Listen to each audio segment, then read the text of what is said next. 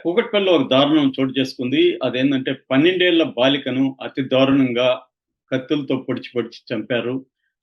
అది వీడియోలో చూస్తేనే హృదయ విదారకమైనంగా ఉంది. సో, అసలు ఏంటి ఈ సంఘటన? ఎవరు చంపారు? వాళ్ళ తండ్రే చంపాడని కొన్ని ఛానల్స్‌లో మీడియా వచ్చింది. ఒక విలేకరి వాళ్ళ తండ్రిని కూడా డైరెక్ట్‌గా ఈ ప్రశ్న అడిగారు. సో, పోలీసులు ఏం చెప్తున్నారు? వాళ్ళ తండ్రి ఏం చెప్తున్నాడు? అసలు ఎలా జరిగింది? ఎందుకు జరిగింది? ఈ విషయాల గురించి మనం మాట్లాడుకుందాం. సంగీత నగర్ కూకట్పల్లిలో సంగీత నగర్ అని ఉంది. అందులో ఒక ఫ్యామిలీ రేణుక, కృష్ణ వాళ్ళిద్దరి పేరు తల్లిదండ్రులు భార్యాభర్తల పేర్లు. ఆహ్, ఆహ్, వాళ్ళకి ఇద్దరు పిల్లలు. ఒక పాప సహస్ర పాణి ఆ పాప పేరు బాబు. ఆహ్, ఈ నలుగురు ఆ ఇంట్లో ఉంటారు. రేణుక ఏమో ఒక ల్యాబ్ టెక్నీషియన్‌గా ఒక డయాగ్నోస్టిక్ సెంటర్‌లో పనిచేస్తుంది. ఇతను కృష్ణ ఏమో అక్కడే దగ్గరలో ఉన్న ఒక మెకానిక్ దీంట్లో ఆహ్, బైక్ మెకానిక్‌గా తను పనిచేస్తున్నాడు. మామూలుగా వాళ్ళు జనరల్‌గా ఏందంటే ఇంటి నుంచి 8:39 లోపల బయలుదేరేస్తారు. అయితే ఈ పాపకి హాలిడేస్ ఉన్నాయన్నమాట. స్కూలు హాలిడే ఇచ్చారు. ఈ వర్షాలు వాటి వల్ల. బాబుకి మాత్రం వాళ్ళ స్కూల్‌లో హాలిడేలు ఇవ్వలేదు. అంటే బాబు వేరే స్కూల్‌లో, పాప వేరే స్కూల్‌లో చదువుతుంది. సో, ఆహ్, నిన్నేం చేశారంటే పాపని ఇంట్లో పెట్టేసి వీళ్ళు 8:30, 8:45కి అలా బయలుదేరి బాబుని స్కూల్‌లో దించేసి అతనెళ్ళిపోయాడు. ఈమె కూడా తన జాబ్‌కెళ్ళిపోయింది. పాప ఒంటరిగా ఉంది. మామూలుగా అయితే 12 ఏళ్ల పాప జనరల్‌గా ఇళ్ళల్లో ఒంటరిగా వదిలిపెట్టరు, వెళ్లరు. కానీ వీళ్ళకి వేరే మార్గం లేదు. పాప కూడా ధైర్యంగా ఉండే పాప.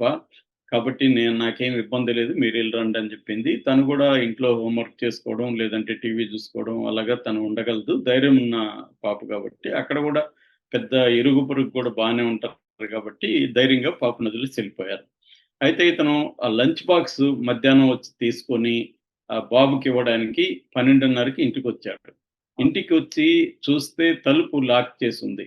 బయటంతా వెతికాడు. పాప ఏమన్నా బయటికెళ్ళిందేమో బయటెక్కడ కనబడలేదు. కిటికీలో నుంచి చూస్తే పాప రక్తపు మడుగులో పడుంది.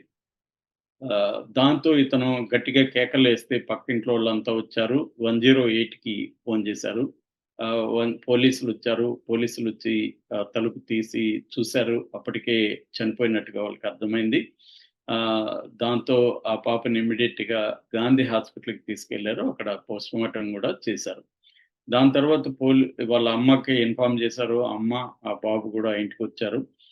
ఇటు పోలీసులు గూడా డాగ్ స్క్వాడ్‌ని తీసుకొచ్చారు. తీసుకొచ్చి డాగ్‌కి అమ్మాయికి సంబంధించిన బట్టలవి చూపించారు. వాసన చూపించారు. ఆ డాగ్స్ కొంత దూరం వెళ్లి అక్కడ దగ్గరలో ఉన్న సాయిబాబా గుడి దగ్గర ఆగిపోయినాయి. అవి ముందుకు వెనక్కి కదలకుండా అక్కడ ఆగిపోయినాయి. సో, దాని నుంచి ఏం పెద్దగా రాలేదు. తర్వాత క్లూస్ టీమొచ్చింది. అక్కడున్న క్లూస్‌నన్నిటిని గూడా వాళ్ళు సిస్టమాటిక్‌గా కలెక్ట్ చేసుకొని ఫోరెన్సిక్ సైన్స్ ల్యాబ్‌కి పంపించారు. సో, ఆహ్, అక్కడ హత్యకు ఉపయోగించిన ఆయుధం కత్తి ఏదైతే ఉందో అది లేదు. ఈ అమ్మాయి కత్తిపోట్లతోనే ఇదయిందని పోస్ట్‌మార్టం రిపోర్ట్ వచ్చిందని చెప్తున్నారు. అట్లాగే లైంగికంగా ఆ అమ్మాయి మీద ఇటువంటి అత్యాచారం జరిగినట్టుగా గూడా లేదు. అయితే డీటెయిల్డ్ పోస్ట్‌మార్టం రిపోర్ట్ అయితే నివేదిక ఇంకా పోలీసులకి రావాల్సి ఉంది. ఇప్పుడైతే ప్రిలిమినరీగా చెప్పారని చెప్తున్నారు. సో, ఆహ్, పోలీసులు ఏందంటే మామూలుగా ఇలాంటివి జరిగినప్పుడు తల్లిదండ్రులని ప్రశ్నిస్తారు. ఎవరికైనా మీకు అనుమానాలున్నాయా ఏంటి అని. తల్లిదండ్రులు ఏం చెప్తున్నారంటే ఇది దొంగలే వచ్చి చేసుంటారు అనేది చెప్తున్నారు. కానీ దొంగతనం ఏమీ జరగలేదు. ఇంట్లో విలువైన వస్తువులు ఏమీ పోలేదు. సో, కాబట్టి పోలీసులు అది రూల్డ్ ఔట్ చేస్తున్నారు. కానీ మరి తల్లిదండ్రులు ఎందుకు దొంగల మీద అనుమానం వ్యక్తం చేస్తున్నారనేది ఒక ప్రశ్న. రెండో ప్రశ్న ఆహ్, వీళ్ళకి కొంత నెయిబరింగ్ దీంట్లో కొంత గొడవలున్నాయని చెప్తున్నారు. ఆ గొడవల వల్ల ఏమన్నా చంపారా? ఎందుకంటే ఆ మధ్య జగిత్యాల్లో ఇట్లాగే తోడికోడళ్ళ మధ్య గొడవల్లో ఒక ఆహ్, చెల్లెలు అక్క కూతురిని అతి దారుణంగా గొంతు కోసి మరీ చంపేసింది. అలాగా ఒక్కొక్కసారి పెద్దవాళ్ళ మధ్య గొడవలప్పుడు పిల్లల మీద ఆ కోపాన్ని ఎక్స్‌ప్రెస్ చేయడం గూడా కొన్ని చోట్ల కనిపిస్తుంది మనకి. ఆ యాంగిల్‌లో గూడా పోలీసులు చూస్తున్నారు. మరో యాంగిల్ ఏమంటే ఇతను 12:30కి వచ్చినప్పుడు ఇతనే చూసానంటున్నాడు కాబట్టి, ఇతని మీద గూడా అనుమానం ఉంది. తండ్రి మీద. అంటే తండ్రి మధ్యాహ్నం వచ్చాడు గదా!